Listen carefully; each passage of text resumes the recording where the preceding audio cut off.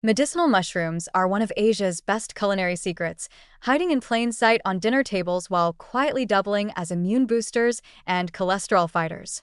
Shiitake, reishi, maitake. These fungi are not just about taste.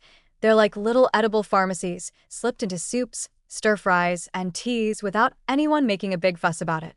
In China, Japan, and Korea, tossing a handful of shiitakes into broth is as ordinary as adding carrots to stew. But behind that savory umami punch, shiitakes are working overtime to strengthen your immune system, lower cholesterol, and even provide compounds that support heart health. Reishi mushrooms, often called the mushroom of immortality, aren't exactly a pizza topping, but in tea or tonic they're prized for their calming, anti-inflammatory properties. Maitake, nicknamed the dancing mushroom, because supposedly people once danced with joy when they found them in the wild, brings beta-glucans that help regulate blood sugar. It's health with flavor, and a dash of mythology thrown in for fun. Now, if we turn to Europe, mushrooms certainly play a role. Chanterelles, porcini, truffles, but they're treated more like delicacies than daily medicine. They're ingredients for a special risotto, a garnish on game meat, or a luxury shaving over pasta. Rarely do Europeans eat mushrooms as a steady stream of immune support. You won't find your average French family brewing porcini tea to keep colds away.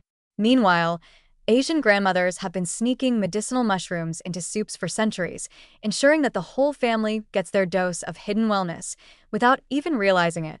It's like stealth nutrition grandma style. The funny part is that modern Western wellness culture is now rediscovering these mushrooms, bottling reishi extracts in capsules, selling shiitake powders as superfood blends, and marketing maitake as an exotic health elixir. What Asia eats as part of a Tuesday night hot pot, Europe is now paying top dollar for at boutique health stores. It's almost comical. What's an everyday soup base in Tokyo becomes a $30 supplement in Berlin. Taste-wise, medicinal mushrooms also bring an advantage. Shiitakes, in particular, are famous for their rich umami depth, which allows cooks to reduce salt or meat without losing flavor.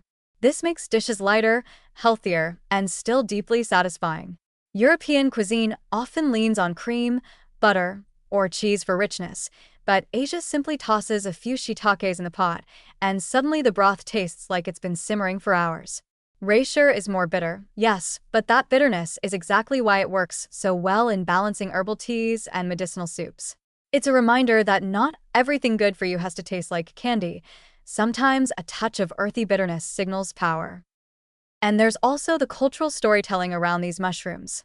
In Asia, they're tied to folklore, longevity, and even spiritual balance. Eating them feels like participating in a tradition of wisdom passed down for centuries. Europe, in contrast, has plenty of mushroom lore, fairy rings, enchanted forests, but not much about health benefits. Their mushrooms are magical in fairy tales, while Asia's mushrooms are magical in actual biology. So when comparing sides, Asian cuisine takes mushrooms to another level. They're not just toppings or side notes, they're functional food, meals that heal as they nourish. Europeans may love their truffles and porcini, but they rarely see them as medicine. Meanwhile, shiitake, reishi, and maitake prove that dinner can double as healthcare. And that's the quiet brilliance of Asian food culture. It blurs the line between eating and healing, all while tasting delicious. Europe may have fine dining, but Asia has fungi that fight colds, lower cholesterol, and maybe even help you live longer, all hiding inside your soup bowl.